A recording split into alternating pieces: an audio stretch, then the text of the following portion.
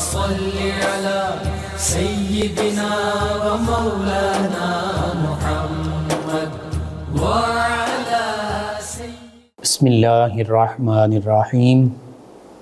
السلام علیکم ناظرین و سامعین کرام۔ پروگرام یاد الہی دیکھنے کے لیے، یاد الہی کے سابقہ تمام پروگرامز دیکھنے کے لیے، وظائف دیکھنے، سننے، جاننے اور پڑھنے کے لیے آپ ہمارے یوٹیوب چینل یاد الہی یعنی YADE_E_ILAHI یوٹیوب چینل یاد الہی کو سبسکرائب بھی کیجئے، لائک بھی کیجئے، کمنٹس بھی کیجئے تاکہ یاد الہی کے مختلف پروگرامز اور وظائف سے آپ مکمل رہنمائی حاصل کر سکیں۔ جی ناظرین و سامعین، پروگرام یاد الہی میں روزانہ عظیم ہستیوں کے تذکارے پاک کیے جاتے ہیں اور اس کے ساتھ ساتھ کچھ ایسے موضوعات پر گفتگو ہوتی ہے جن سے آپ کو رہنمائی حاصل ہوتی ہے۔ آج ہمارے معاشرے کے حوالے سے ایک اہم ضرورت شادی سے پہلے طبی معائنہ اور اس کے شرعی احکام، اس حوالے سے گفتگو ہوگی۔ اس سے پہلے کتاب و شفا سے آج کا خاص وظیفہ مفلسی اور محتاجی سے نجات کے وظائف، غربت، تنگ دستی، افلاس، محتاجی، اور بعض اوقات یہ بڑا آزمائش کا مرحلہ ہوتا ہے۔ اللہ تعالیٰ کی طرف سے آزمائش کے طور پر یہ معاملات آ جاتے ہیں، ان میں صبر کرنا چاہیے، اللہ کا شکوہ نہیں کرنا چاہیے، اور بالخصوص ہر لمحے زندگی کے ہر موقع پر اللہ کو یاد کرنا چاہیے۔ بالخصوص ان دنوں میں بھی اللہ کی یاد کو بھلانا نہیں چاہیے، پریشانی میں آ کر اللہ کو بھولنا نہیں چاہیے۔ غالباً بہادر شاہ ظفر انہوں نے یہ شعر کہا تھا کہ ظفر اس کو اس طرح کا اس کا معنی اور مفہوم ہے: بندہ نہ جانیے گا کہ جس کو عیش میں یاد خدا نہ رہی اور تیش میں خوف خدا نہ رہا۔ تو جیسے بھی معاملات ہوں، اللہ کا خوف بھی ہو دل میں، اللہ کی یاد بھی ہو، تو یہ ضروری ہے۔ اب مفلسی اور محتاجی سے نجات کے لیے چند ایک وظائف ہیں۔ سب سے بڑا وظیفہ تو یہ ہے کہ اسلام کی تعلیمات پر عمل پیرا ہوا جائے، باوضو رہا جائے، اللہ کو یاد کیا جائے، نماز کی، تلاوت کلام پاک کی، قرآن پاک کی تلاوت کی پابندی کی جائے، درود پاک کی کثرت کی جائے، استغفار کی کثرت کی جائے۔ تو یہ تو سب سے بڑے وظائف ہیں۔ ان کے ساتھ ساتھ اللہ تعالیٰ کے اسماء مبارکہ چند ایک ہیں، ان کو سماعت کر لیجئے۔ چند ایک صورتیں ہیں، ان کو بھی عام حالات میں بھی اپنے معمول کا حصہ بنائیے۔ بالخصوص اگر مفلسی، تنگ دستی ہے، محتاجی ہے تو پھر بھی ضرور ان کو پڑھیے۔ انشاءاللہ اللہ تعالیٰ ہر لمحہ آپ کی مدد فرمائے گا، مفلسی اور محتاجی سے نجات حاصل ہوگی۔ سب سے پہلا وظیفہ سلسلہ عالیہ نقشبندیہ کے بزرگوں سے منقول ہے کہ جو شخص اللہ تعالیٰ کے ان اسماء مبارکہ کا بکثرت ورد کرے گا، انشاءاللہ چند روز کے بعد ہی مفلسی اور کثرت قرض سے بھی نجات پائے گا۔ بعض اوقات قرض بہت زیادہ بندہ پر ہوتا ہے، اس کے ذمے ادا کرنا، تو دونوں چیزوں سے نجات پا لے گا۔ صرف شرط یہ ہے کہ اللہ پر کامل یقین اور بھروسے کے ساتھ پڑھا جائے، اول آخر درود پاک تعداد میں کم از کم 3 مرتبہ پڑھا جائے۔ اب اللہ کے اسماء مبارکہ سماعت کیجئے جو کثرت سے پڑھنے ہیں: یا کافی، یا غنی، یا رزاق، یا فتاح۔ دوبارہ سماعت کر لیجئے، 4 اسماء مبارکہ ہیں: یا کافی، یا غنی، یا رزاق، یا فتاح، اور اول آخر 3 مرتبہ درود پاک پڑھنا ہے۔ نیز اس کے ساتھ ساتھ سورۃ القریش لإیلاف قریش ایلافہم رحلۃ الشتاء والصیف فلیعبدوا رب هذا البیت الذی اطعمہم من جوع وآمنہم من خوف۔ بسم اللہ الرحمن الرحیم کے ساتھ یہ بھی سورۃ القریش کثرت کے ساتھ پڑھتے رہیں۔ یہ دونوں وظائف کیجئے اور اللہ کے اسماء مبارکہ کے شروع میں بھی 3 مرتبہ درود پاک، آخر میں بھی 3 مرتبہ کوئی سا درود پاک پڑھ لیجئے۔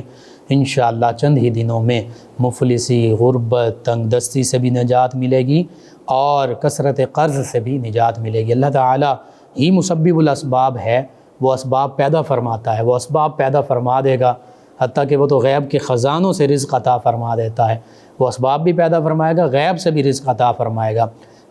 قرض کا معاملہ بھی بہتر ہو جائے گا، قرض بھی ادا ہو جائے گا اور رزق میں وسعتیں بھی ہو جائیں گی۔ اور قرآن مجید فرقان حمید میں بھی اللہ فرماتا ہے وَمَن يَتَّقِ اللَّهَ، کہ جو اللہ سے ڈرتا ہے، يَجْعَلْ لَهُ مَخْرَجًا، اللہ تعالیٰ اس کے لیے تنگ دستیوں، پریشانیوں، مفلسیوں، تمام مصائب سے نکلنے کے راستے پیدا فرما دیتا ہے۔ اور پھر اللہ فرماتا ہے کہ جو وَمَن يَتَوَكَّلْ عَلَى اللَّهِ فَهُوَ حَسْبُهُ، جو اللہ پر توکل کرتا ہے، بھروسہ کرتا ہے، اللہ کو یاد کرتا ہے، پھر اللہ اس کے لیے کافی ہے۔ تو بہرحال اللہ کا تقوی، اللہ سے ڈرنا، اللہ کا خوف، اللہ پر توکل اختیار کرنا، اللہ پر کامل یقین رکھنا، اور پھر اللہ کو یاد کرتے رہنا، اس سے غیب سے رزق بھی ملتا ہے، پریشانیوں سے نجات بھی ملتی ہے، اور اللہ تعالیٰ کی مدد بھی حاصل ہوتی ہے۔ تو یہ پہلا وظیفہ، اس کے ساتھ ساتھ دوسرا وظیفہ اللہ تعالیٰ کے اسم مبارک، اور پھر ان اسماء مبارکہ پر غور کریے۔ یا کافی، اے وہ ہستی جو ہر ایک کے لیے کافی ہے، کفایت فرمانے والی ہستی۔ غنی، اے وہ ہستی جو خود بھی غنی ہے اور اپنے فضل و کرم سے ہمیں بھی غنی فرما دیتی ہے۔ رزاق، رزق عطا فرمانے والا۔ فتاح، ہر قسم کے آسانیوں کے، کامیابیوں کے دروازے کھول دینے والا۔ تو بس اللہ کو یاد کریں گے، انشاءاللہ اللہ تعالی ہر قسم کی آسانیاں عطا فرمائے گا، رزق عطا فرمائے گا، تمام کامیابیوں کے راستے کھول دے گا، غنا عطا فرمائے گا آپ کے لیے، اللہ تعالیٰ کفایت فرمائے گا۔ دوسرا وظیفہ اللہ تعالیٰ کا اسم مبارک یا مغنیو، یا مغنیو، صبح و شام 1000 مرتبہ پڑھیں۔ 1000 مرتبہ صبح و شام پڑھنے سے ظاہری اور باطنی غنا حاصل ہوگا۔ ظاہری غنا یعنی ظاہری طور پر غنی ہو جائیں گے، آپ کو کسی کے سامنے دست سوال دراز نہیں کرنا پڑے گا، کسی سے کچھ مانگنا نہیں پڑے گا، اللہ تعالیٰ ظاہری رزق بھی عطا فرمائے گا، ظاہری طور پر بھی غنی ہو جائیں گے، اور باطنی غنا بھی عطا فرمائے گا کہ آپ کا دل بھی نہیں کرے گا کسی کے سامنے دست سوال دراز کرنے کے لیے، باطنی طور پر بھی آپ کا دل مطمئن رہے گا اور اللہ تعالیٰ پر کامل بھروسہ رہے گا، کسی قسم کے سوال کے حوالے سے آپ کے دل میں بھی کوئی بات نہیں آئے گی کہ میں کسی سے سوال کروں۔ اس کے علاوہ تیسرا وظیفہ مفلسی، تنگ دستی، غربت، کثرت قرض سے، محتاجی سے نجات کا وہ یہ ہے، اللہ تعالیٰ کے 2 اسماء مبارکہ یا اللہ یا وہاب، یا اللہ یا وہاب، یہ 1100 مرتبہ پڑھیں، اول آخر 11 مرتبہ درود پاک پڑھیں۔ تو جو یا اللہ یا وہاب 1100 مرتبہ پڑھے گا، اول آخر 11 مرتبہ درود پاک پڑھے گا، تو اس کے پڑھنے سے محتاجی اور مفلسی سے نجات حاصل ہوگی انشاءاللہ۔ چوتھا وظیفہ سورۃ الانشراح یا سورہ علم نشرح۔ بسم اللہ الرحمن الرحیم۔ علم نشرح لک صدرک ووضعنا عنک وزرک الذی انقض ظہرک ورفعنا لك ذكرك فإن مع العسر يسرا إن مع العسر يسرا فإذا فرغت فانصب وإلى ربك فارغب۔ تو یہ سورہ علم نشرح جو ایک وقت مقرر کر کے، کوئی بھی وقت مقرر کر لے جس میں آسانی کے ساتھ پڑھ سکتا ہے، صبح شام رات کو سونے سے پہلے 71 مرتبہ پڑھے اور 41 دن تک پڑھتا رہے، تو جو سورۃ الانشراح اس کو ایک وقت مقرر کر کے 71 مرتبہ روزانہ 41 دن تک پڑھے گا، تو یہ پڑھنے والا فقر و فاقہ اور افلاس سے نجات پائے گا انشاءاللہ۔ یعنی غربت، تنگ دستی، محتاجی، ہر قسم کے اس طرح کے معاملات جو ہیں اس سے نجات حاصل ہوگی۔ اور 5واں وظیفہ سورۃ القریش، یہ بھی 30ویں پارے میں ہے، پہلے میں نے اس کی تلاوت کی۔ 21 مرتبہ ہر نماز کے بعد پڑھنے والا فقر و افلاس سے نجات پائے گا انشاءاللہ۔ تو نماز پڑھیے، نماز کے بعد ہر نماز کے بعد 21 مرتبہ سورۃ القریش پڑھیے، انشاءاللہ اللہ تعالیٰ نجات، مفلسی اور تنگ دستی سے نجات عطا فرمائے گا، غنی فرما دے گا، کثرت قرض سے نجات ملے گی، اللہ تعالیٰ ظاہری رزق کے ذرائع پیدا فرما دے گا، اسباب پیدا فرما دے گا۔ تو یہ وظائف، اور اس کے ساتھ ساتھ ایک اور خاص وظیفہ سبھی امت مسلمہ کے لیے، مغرب کی نماز پڑھنے کے بعد گھر کے سبھی افراد پڑھ سکتے ہیں، ورنہ کم از کم ایک شخص تو روزانہ لازمی پڑھے۔ سورۃ الواقعہ یہ 27ویں پارے میں ہے، سورۃ الدخان یہ 25ویں پارے میں ہے، اور سورۃ الملک یہ 29ویں پارے کے شروع میں 3 رکوعوں کی 2 رکوع کی یہ صورتیں ہیں، زیادہ سے زیادہ 10 15 20 منٹ لگتے ہیں۔ یہ روزانہ آپ پڑھیے اور اللہ سے دعا کیجئے، انشاءاللہ یہ صورتیں پڑھنے والا بھی کبھی تنگ دست نہیں رہتا، مفلس نہیں رہتا، غریب نہیں رہتا، کسی کا محتاج نہیں رہتا، بلکہ اللہ رب العزت ان 3 صورتوں کے پڑھنے کی برکت سے روزانہ جو پڑھتا ہے مغرب کی نماز کے بعد غنی فرما دیتا ہے۔ اللہ تعالیٰ غیب سے رزق عطا فرماتا ہے، اور رزق کی کمی نہیں ہوتی، تنگ دستی نہیں رہتی، غربت نہیں رہتی، محتاجی نہیں رہتی، افلاس نہیں رہتا۔ تو یہ چند ایک وظائف ہیں، کوشش کیجئے سارے کے سارے وظائف آپ اپنے اوراد و وظائف میں شامل کیجئے، ضرور پڑھیے، اور اگر کسی کو رزق مل بھی رہا ہے تو وہ بھی پڑھے، اس رزق میں کثرت ہو جائے گی، رزق میں برکت ہو جائے، رزق میں فراخی ہوگی، رزق مزید وسیع ہو جائے گا۔ تو اپنے معمول کا حصہ بنائیے، اوراد و وظائف میں شامل کیجئے، اپنے اعزاء اقربا، رشتہ دار، دوست احباب، پڑوسی، محلہ دار، امت مسلمہ تک پہنچائیے۔ میرے آپ کے ہمارے بتانے سے ہمارے کسی بھی مسلمان بہن بھائی، کسی مسلمان فرد کا فائدہ ہوتا ہے، انشاءاللہ یہ ہمارے لیے دین و دنیا آخرت میں بھلائی، فائدے، نجات اور شفا کا باعث ہوگا۔ اللہ سبحانہ و تعالی ہمیں آسانیاں عطا فرمائے، ہمیں آسانیاں بانٹنے والا بنائے، مشکلات سے ہماری حفاظت فرمائے، آمین۔ اس مہنگائی کے دور میں اور ظاہری نفسہ نفسی کے دور میں یہ وظائف جو ہیں یہ لازمی اپنائیے، ضرور اپنی زندگیوں کا حصہ بنائیے۔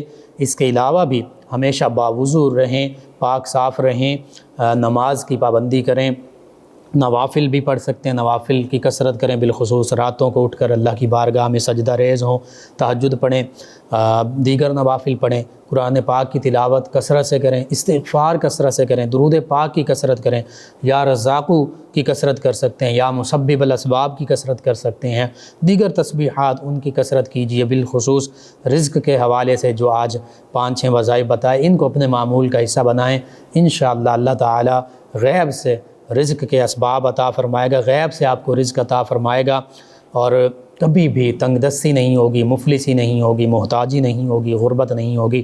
تو یہ بہت خوبصورت اور ضروری وظائف ہیں، پوری امت مسلمہ تک پہنچائیے، اپنے بھی معمول میں شامل کیجیے۔ اللہ تعالی تمام مسلمانوں کو خوشحالیاں عطا فرمائے، دین و دنیا آخرت کی بھلائیاں عطا فرمائے، رزق میں وسعتیں عطا فرمائے، آمین۔ جی ناظرین و سامعین، شادی سے پہلے طبی معائنہ اور شرعی رہنمائی۔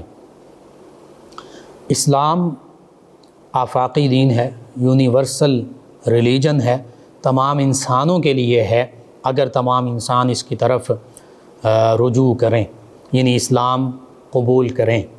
بہرحال تمام انسانوں کے لیے، اور تمام لوگ چاہے وہ یہود و نصارہ ہوں یا دیگر مذاہب سے تعلق رکھنے والے ہوں، چونکہ اللہ کے پیارے حبیب صلی اللہ علیہ وآلہ وسلم تمام انسانیت کے لیے اللہ کے نبی بن کر تشریف لائے، اور نبی کریم صلی اللہ علیہ وآلہ وسلم نے جب نبوت کا اظہار فرمایا، اس وقت سے لے کر تا قیامت تک بالخصوص تمام انسانیت کے لیے اللہ کے نبی، اللہ کے رسول آقا کریم صلی اللہ علیہ وآلہ وسلم ہیں۔ اب جو ایمان لائیں گے وہ امت اجابت، یعنی جنہوں نے اسلام کو قبول کر لیا، اور جو ایمان نہیں لاتے وہ امت دعوت میں شامل ہیں، یعنی ان تک اللہ کے حبیب صلی اللہ علیہ وآلہ وسلم کے دین اسلام کی دعوت پہنچی، وہ آقا کریم صلی اللہ علیہ وآلہ وسلم نے پہنچائی، وہ صحابہ کرام علیہ رضوان نے، اہل بیت کرام علیہ رضوان نے پہنچائی، وہ تابعین اعظام علیہ رضوان، تبع تابعین اعظام علیہ رضوان، علماء، اولیاء، صلحاء، فقہاء، عرفاء، حتیٰ کہ عامت المسلمین نے پہنچائی، پہنچا رہے ہیں، پہنچاتے رہیں گے۔ تو یوں آج بھی اگر تمام انسانیت، چاہے وہ کسی بھی مذہب سے تعلق رکھتے ہیں، وہ اسلام کے آفاقی پیغام کو سمجھیں اور اسلام کی طرف مائل ہو جائیں، تو پھر اسلام میں ان کے لیے آج بھی خیر ہی خیر ہے۔ بہرحال اسلام لفظ پر ہم غور کرتے ہیں تو اسلام کا معنی ہی سلامتی ہے، پیس اور سلامتی کب حاصل ہوتی ہے؟ اسلام کا ایک معنی سر تسلیم خم کر لینا ہے۔ جب اسلام کی تعلیمات کے سامنے ہم سر تسلیم خم کر لیتے ہیں، اپنا سر جھکا لیتے ہیں، اپنی خواہشات کو اسلام کے سامنے سرنڈر کر دیتے ہیں، اپنی انا، اپنی نفسانی خواہشات، اپنی مرضی کو اسلام کی مرضی کے تابع کر دیتے ہیں، تو پھر ہمیں سلامتی ہی سلامتی حاصل ہو جاتی ہے۔ اور یہی پیغام ساری انسانیت کے لیے ہے۔ اگر آج ساری انسانیت اسلام کے سامنے اپنا سر جھکا دے، اسلام کی تعلیمات کے سامنے، اور اسلام کو قبول کر لے، تو پھر ان کے لیے بھی سلامتیاں ہی سلامتیاں ہیں۔ پھر ایمان کا معنی ہے مان لینا، یعنی اسلامی تعلیمات کو ماننا۔ اگر آج بھی تمام مسلمان بالخصوص اور تمام انسان بالعموم اسلام کی تعلیمات کو دل و جان سے مان لیتے ہیں، تو پھر ایمان کا دوسرا معنی امن بھی ہے۔ پھر ساری انسانیت کے لیے اور مسلمانوں کے لیے بھی امن ہی امن ہے۔ تو پتہ چلا جو اسلام اور ایمان کا پیکر بن جاتا ہے، اس کے لیے پھر امن و سلامتی اللہ کی طرف سے اسے حاصل ہو جاتی ہے۔ تو مسلمانوں کے لیے، ایمان والوں کے لیے تو امن اور سلامتی ہے ہی، اس دنیا میں بھی اللہ تعالیٰ کی طرف سے، قبر میں بھی، اور انشاءاللہ کل روز محشر بھی اللہ تعالیٰ کی طرف سے امن و سلامتی ہی مسلمانوں کو، ایمان والوں کو حاصل رہے گی۔ بہرحال نبی کریم صلی اللہ علیہ وآلہ وسلم کا پیغام، قرآن و سنت کا پیغام، حقیقی جو پیغام ہے، ہمیں اس کو سمجھنا چاہیے۔ ہم سب سمجھتے ہیں عام طور پر، الا ماشاء اللہ، عام طور پر ہم یہ سمجھتے ہیں کہ صرف نماز پڑھ لینا، صرف روزہ رکھ لینا، صرف صدقہ خیرات یا زکوٰۃ کر لینا، صرف حج ادا کر لینا یا عمرہ کر لینا، صرف چند ایک دیگر رسوم و رواج ان کی پابندی کر لینا، بس یہ اسلام ہے۔ نہیں، یہ نماز، روزہ، حج، زکوٰۃ یہ اسلام کا ایک پہلو ہے، ایک شعبہ ہے، جس کو عبادات کہتے ہیں، جس کو حقوق اللہ کہہ لیں، اللہ تعالیٰ کے حقوق۔ اس کے علاوہ حقوق العباد بھی ایک وسیع شعبہ ہے، جس میں تمام رشتے ناتوں کے، تمام مسلمانوں کے حقوق آتے ہیں، حتیٰ کہ انسانیت کے حوالے سے انسانوں کے حقوق بھی ہیں۔ پھر معاملات، ایک دوسرے کے ساتھ لین دین، تعلق، معاملات کیسے سر انجام دینے ہیں، یہ بھی قرآن و سنت کے مطابق ہمیں سمجھنے کی ضرورت ہے۔ پھر سیاسیات، سیاست کا شعبہ، بنی اسرائیل کے تمام انبیاء کرام علیہ السلام سیاست فرمایا کرتے تھے، حدیث مبارکہ میں موجود، اور فرمایا کہ میرے بعد، اسی حدیث مبارکہ میں فرمایا کہ کیونکہ بنی اسرائیل کے انبیاء کرام علیہ السلام پے در پے آتے تھے، ایک نبی ایک رسول، ان کے بعد دوسرے نبی یا رسول تشریف لے آتے، تو وہ سیاست فرماتے رہتے، یعنی لوگوں کی بھلائی کا معاملہ، لوگوں کی بنیادیں مضبوط فرماتے، دنیا کی بھی، دین کی بھی، آخرت کی بھی۔ یہی سیاست ہے۔ سیاست کا معنی اساس بھی ہے، بنیاد بھی ہے، بھلائی چاہنا بھی ہے، بہتری چاہنا بھی۔ تو انبیاء کرام علیہ السلام سے بڑھ کر کون سیاست فرما سکتا ہے؟ کس نے بہتری فرمائی انسانیت کی بھلائی کے پیکر یہی ہستیاں تھیں، اور سب سے ان ہستیوں میں بھی سب سے افضل و اعلیٰ، برتر و بالا اور سب سے بلند مقام پر میرے آپ کے ہم سب کے آقا و مولا صلی اللہ علیہ وآلہ وسلم۔ تو پھر سیاسیات کا شعبہ، معاشیات کا شعبہ، آقا کریم صلی اللہ علیہ وآلہ وسلم نے، قرآن اور حدیث نے معاشی حوالے سے اکنامکلی کسی بھی چیز کو تشنہ طلب نہیں چھوڑا۔ اسی طرح عسکریات کا شعبہ، عسکری شعبہ جو ہے، جو جنگوں کا شعبہ ہے، نبی کریم صلی اللہ علیہ وآلہ وسلم سب سے بڑے سپہ سالار ہیں۔ بہرحال آج خاص طور پر معاملات کے حوالے سے شادی سے پہلے طبی معائنہ، یہ آج کی جو آج کا ہمارا معاشرہ ہے، کمیونٹیز ہیں، اس پر زور دیتے ہیں۔ تو کیا اسلام کے حوالے سے رہنمائی ملتی ہے؟ جی بالکل، اسلام کے حوالے سے اس شعبے میں بھی رہنمائی ملتی ہے، بالخصوص طبی معائنے کے حوالے سے۔ ایک صحابی رضی اللہ عنہ نبی کریم صلی اللہ علیہ وآلہ وسلم کی بارگاہ میں حاضر ہوئے، انصار کے کسی قبیلے میں وہ عقد کرنا چاہتے تھے۔ تو بعض اوقات یہ ہوتا ہے معاملہ کہ کچھ قبائل کی اپنی خصوصیات ہوتی ہیں، وہ جسمانی حوالے سے بھی ہو سکتی ہیں، وہ خصائل حمیدہ کے حوالے سے بھی ہو سکتی ہیں، جرت، بہادری، علم، اخلاقیات، معاملات کے حوالے سے۔ تو جس قبیلے میں وہ نبی کریم صلی اللہ علیہ وسلم کی بارگاہ میں انہوں نے عرض کیا کہ میں اس انصار کے قبیلے میں عقد کرنا چاہتا ہوں، تو آقا کریم صلی اللہ علیہ وسلم نے فرمایا کہ تم ایک نظر دیکھ لو کہ اس قبیلے کی خواتین میں بعض اوقات کچھ آنکھوں کی بیماریاں یا آنکھوں کا کوئی مسئلہ ہوتا ہے۔ تو اس حدیث مبارکہ کو مد نظر رکھتے ہوئے علماء اور فقہاء نے اس پر تفصیل سے کلام کیا کہ یہ حدیث مبارکہ اگرچہ ایک صحابی رضی اللہ عنہ اور ایک صحابیہ رضی اللہ عنہ ان کے عقد کے حوالے سے ہے کہ دیکھ لیا جائے، ان کے طبی معائنے کے حوالے سے، جسمانی کوئی ایسا معاملہ تو نہیں ہے کہ جو بعد میں شوہر یا اگر دوسری جانب بیوی ہے اور شوہر میں کوئی معاملہ ایسا ہے تو بعد میں وہ ایک دوسرے پر کوئی بات کریں تو پہلے ہی دیکھ لیا جائے۔ تو اس حوالے سے فقہاء نے اس پر تفصیل سے کلام کیا، علماء نے، کہ اس حوالے سے ہمیں یہ ایک رہنما اصول مل گیا نبی کریم رؤوف الرحیم علیہ الصلاۃ والتسلیم کے اس فرمان مبارکہ کے مطابق ہمیں یہ ایک رہنما اصول مل گیا، ہماری رہنمائی کرنے والا ہمیں ایک قانون مل گیا کہ شادی سے پہلے طبی معائنہ کروایا جا سکتا ہے، وہ مرد کا بھی اور عورت کا بھی، شوہر اور بیوی یہ جو دو رشتوں میں جنہوں نے اس بندھن میں بندھنا ہے تو وہ دونوں طبی معائنہ کروا سکتے ہیں۔ ہاں، اب یہ فرض اور واجب بھی نہیں ہے کہ بہت زیادہ اس پر سختی کی جائے، اور ناجائز اور حرام بھی نہیں ہے کہ اس کو منع کر دیا جائے۔ آسانی سے اگر کہیں ایسا معاملہ ہے، رواج ہے، تو بالکل کیا جا سکتا ہے، اور اگر نہیں کریں گے تو گناہگار بھی نہیں ٹھہریں گے۔ تو چند ایک چیزیں ایسی ہوتی ہیں ہمیں یہ سمجھنا چاہیے، ہمارے اسلامی معاشرے میں بعض اوقات ہم فرائض اور واجبات جو ہیں ان کو وہ درجہ نہیں دے رہے ہوتے جو ان کا مقام ہے۔ فرض کا پہلا درجہ ہے، پھر واجب کا درجہ ہے، پھر سنت کا درجہ ہے، پھر مستحب کا درجہ ہے۔ بعض اوقات ہم مستحب جو نفلی عبادات ہیں، مستحبات ہیں، ان کو فرائض اور واجبات کا درجہ دے رہے ہوتے ہیں، اور فرائض اور واجبات کو مستحبات بلکہ اس سے بھی کم تر درجہ دے رہے ہوتے ہیں۔ تو یہ ہمیں دیکھنا چاہیے کہ جس کا جو درجہ ہے اس کو اسی درجے پر رکھا جائے اور اسی کے مطابق عمل کیا جائے۔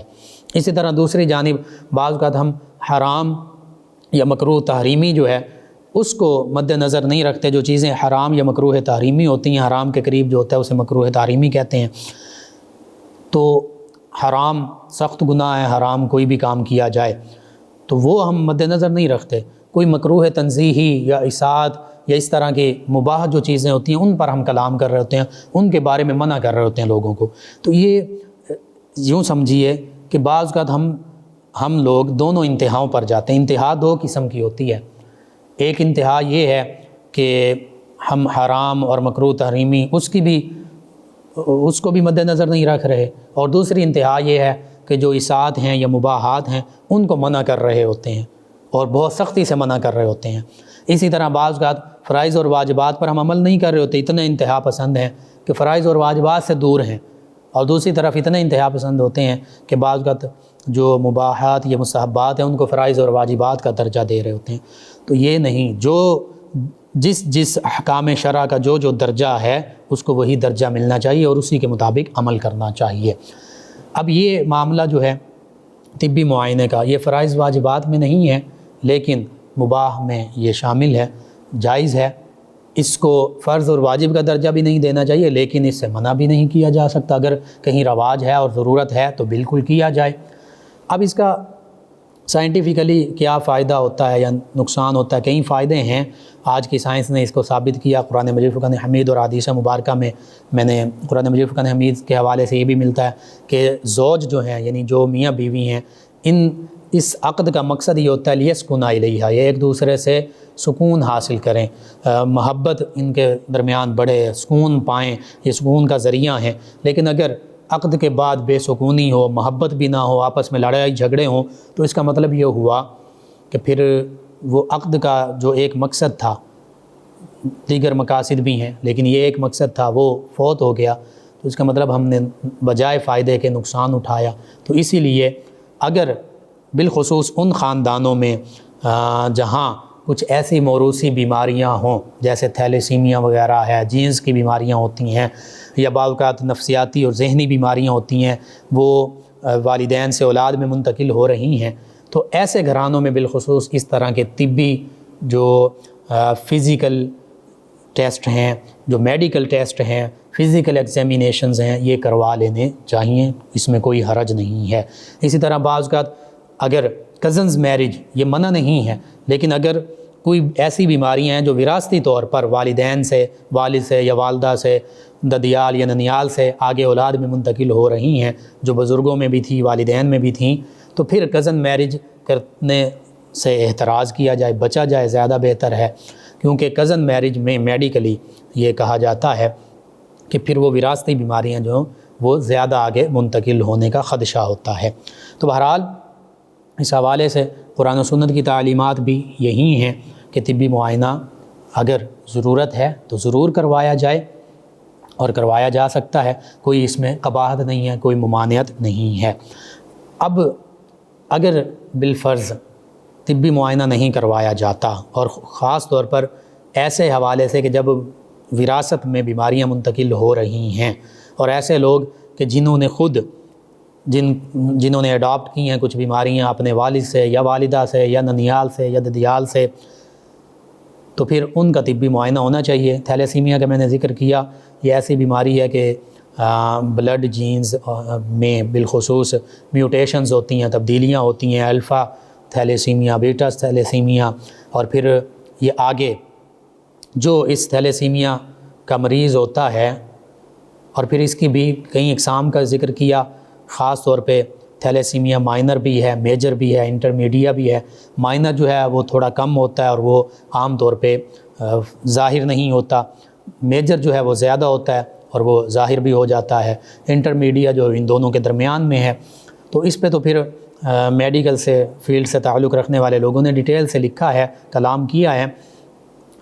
سادہ سی بات یہ ہے کہ اگر اس طرح کی جو جینز سے ریلیٹڈ بیماریاں ہیں اور جو وراثت سے ریلیٹڈ بیماریاں ہیں، اگر یہ بیماریاں منتقل ہو رہی ہیں اور منتقل ہوئی ہیں ایک نسل میں، تو جب ان کا عقد ہونے لگے تو پھر بہتر یہی ہے کہ وہ اپنے عقد سے پہلے، چاہے وہ مرد ہیں یا خاتون ہیں، وہ ہر حوالے سے اپنا مکمل طبی معائنہ کروائیں، میڈیکل ایگزامینیشن کروائیں، میڈیکل ٹیسٹ جو ہیں جو ضروری ہیں وہ ضرور کروائیں، تاکہ آنے والی نسلوں میں پھر طبی حوالے سے کوئی بھی ایسی وراثتی بیماری جو ہے وہ منتقل نہ ہو۔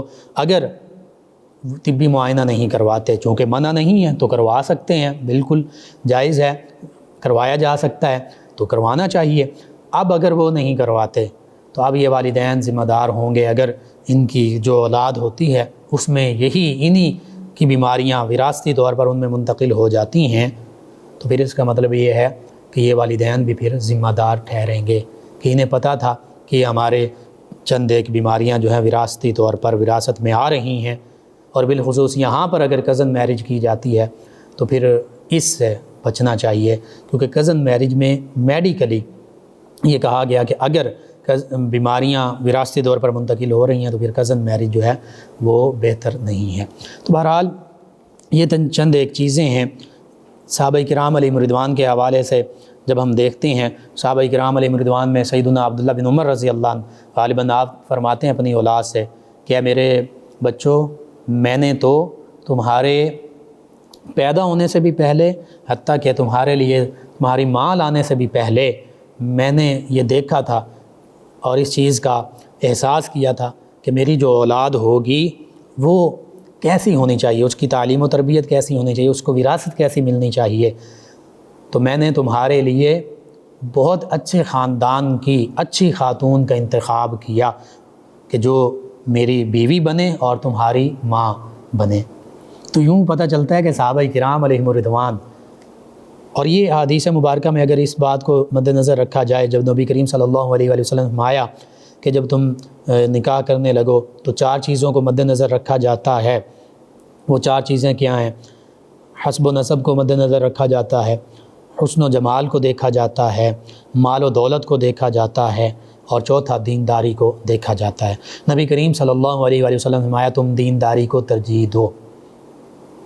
اگرچہ دیگر تینوں چیزوں سے منع نہیں فرمایا، بالکل حسب نسب کو دیکھا جائے کہ خاندان کیسا ہے، خاندانی پس منظر جو ہے وہ دیکھا جائے، اس کے ساتھ ساتھ پھر مال و دولت کو دیکھ سکتے ہیں، کوئی مسئلہ نہیں، کہ جی مال و دولت ہے، کم ہے، زیادہ ہے، لیکن ترجیح نہیں دینی ان چیزوں کو۔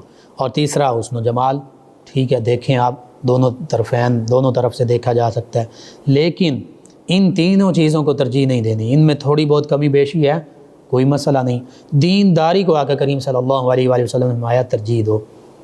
کیوں کہ دینداری جو ہے وہ یہاں بھی دنیا میں بھی کام آئے گی، آخرت میں بھی کام آئے گی۔ اور اگر باپ بھی دیندار ہوگا، دیندار سے مراد صرف نماز روزہ نہیں، یہ تو ضروری ہیں، مکمل دین کی تعلیمات جو ہیں، جو ضروری ہیں، جو ہمیں اپنی زندگی میں جن جن معاملات سے واسطہ پڑتا ہے، نماز، روزہ، حج، زکوٰۃ، کاروبار، نکاح، طلاق، دیگر معاملات، رشتہ داروں کے حقوق، ان کے حوالے سے ہمیں کم از کم اسلام کی حقیقی تعلیمات کا نالج ہو، پتہ ہو، اور اخلاقی تربیت کا پتہ ہو، خصائل حمیدہ کا پتہ ہو، خصائل رذیلہ کیا ہیں ان کا پتہ ہو، احکام شرع کم از کم ان کا پتہ ہو کیا ہے، تاکہ ہم اپنی اولاد کی بھی، اور قرآن مجید فرقان حمید پڑھ چکے ہوں، قرآن مجید اپنی اولاد کو خود پڑھائیں تو کیا ہی بات ہے۔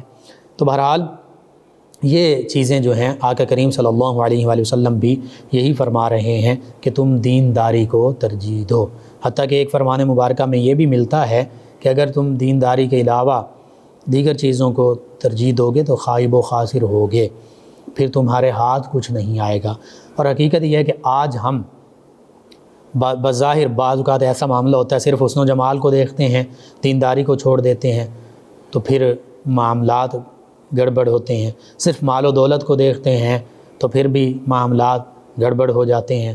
صرف حسب نسب کو دیکھتے ہیں تو پھر بھی معاملات جو ہیں وہ پیچیدہ ہو جاتے ہیں۔ ہاں اگر صرف دینداری کو دیکھیں، چونکہ ترجیح اس کو دینی ہے، تو پھر کبھی بھی معاملات جو ہیں وہ پیچیدہ نہیں ہوتے، مشکل نہیں ہوتے۔ اللہ کے حبیب صلی اللہ علیہ وآلہ وسلم کے فرمان کے مطابق پھر معاملات بہتر سے بہتر ہوتے ہیں۔ تو بہرحال طبی معائنے کے حوالے سے چونکہ خاص طور پر آج کا یہ پروگرام ہے، تو بالکل طبی معائنہ کروانا چاہیے، کروایا جا سکتا ہے، بالخصوص جہاں وراثتی اور دیگر بیماریاں جو ہیں وہ نسلوں میں چل رہی ہیں، تو ان لوگوں کو تو لازمی کروانا چاہیے۔ یا کزن میرج کر رہے ہیں تو وہاں پر بھی ضرور آپ طبی معائنہ کروا لیجئے۔ کزن میرج منع نہیں ہے، لیکن طبی معائنہ کروا لیجئے تاکہ پتہ چل جائے کہ لڑکے اور لڑکی دونوں میں کوئی ایسی وراثتی بیماریاں یا کوئی ایسا معاملہ تو نہیں ہے کہ جو آگے اولاد میں منتقل ہونے کا خدشہ ہے۔ اگر یہ کروا لیتے ہیں تو پھر ایک سامنے ہمارے وہ جب میڈیکل رپورٹ ملتی ہے تو پتہ چل جاتا ہے کہ یہ معاملہ ہے، اس معاملے کو مد نظر رکھتے ہوئے پھر اگلا لاحِ عمل جو ہے وہ اپنایا جاتا ہے۔ پھر اس حوالے کے میں ایک بات خاص طور پر یہ بھی کہ آج بچے اور بچیاں، بالخصوص بچیاں جو ان کی عمریں کافی ہو جاتی ہیں، بعض کا 25، 30، 35 برس بھی ہو جاتی ہیں، چاندی بالوں میں آ جاتی ہے، اور ان کے رشتے بعض کا تعلیم کا کہہ کر ٹالا جا رہا ہوتا ہے، اور پھر جب شادی کی عمر گزر جاتی ہے تو پھر رشتے نہیں ملتے۔ پھر لڑکے جو ہیں وہ کہتے ہیں ہم نے اپنے سے کم عمر لڑکی جو ہے اس سے عقد کرنا ہے، تو پھر وہ بچیاں جو ہیں بیٹھی رہ جاتی ہیں۔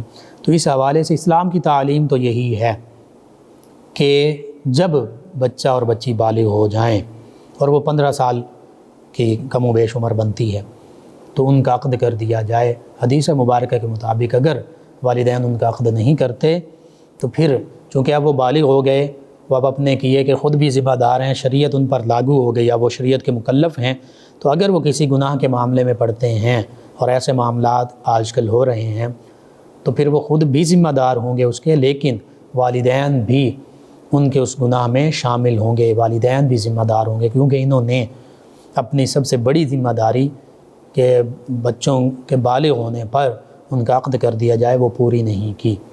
تو یہ لمحہ فکریہ ہے کہ آج ہم اپنی آنے والی نسلوں کے لیے کیا کر رہے ہیں، ان کے لیے کیا سوچ رہے ہیں، کیا عملی لاحِ عمل اپنا رہے ہیں، ان تمام چیزوں کو مد نظر رکھنا ہے، اور عقد کے حوالے سے، بچے بچیوں کے نکاح کے حوالے سے یہ ساری چیزیں مد نظر رکھ کر ان کے مستقبل یعنی آنے والی زندگی کا فیصلہ کیا جائے۔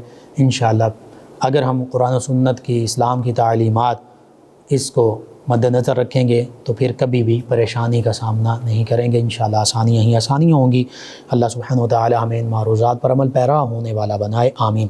اللہم صلی علی سیدنا و مولانا محمد وعلی سیدنا۔ آپ سماعت فرما رہے ہیں پروگرام یاد الہی۔ ناظرین و سامعین، اس دوران ہمیں جوائن کیا محمد ارشد صاحب ہیں فیصل آباد سے، کہتے ہیں کہ میں کچھ سال پہلے اپنی بیٹی کو بد دعا دے بیٹھا تھا غصے میں، اب 2 سال ہو گئے ہیں اس کی شادی کو، لیکن اس کے گھر اولاد نہیں ہو رہی، بڑا پریشان ہوں، کیا کروں؟ جی آپ اس کے لیے دعا کریں دل سے، ایک تو یہ، دوسرا یہ ہے کہ میڈیکلی بھی 2-3 سال تک اگر اولاد نہیں بھی ہوتی تو یہ پریشانی کا معاملہ نہیں ہوتا۔ آپ اپنی بیٹی سے یہ کہیے کہ وہ سورۃ الکوثر یہ 111 مرتبہ روزانہ پڑھے، 11 مرتبہ والآخر درود پاک پڑھے، ان کے شوہر بھی پڑھ سکتے ہیں، اور اللہ سے دعا مانگے، انشاءاللہ اللہ تعالیٰ اولاد نرینہ عطا فرمائے گا۔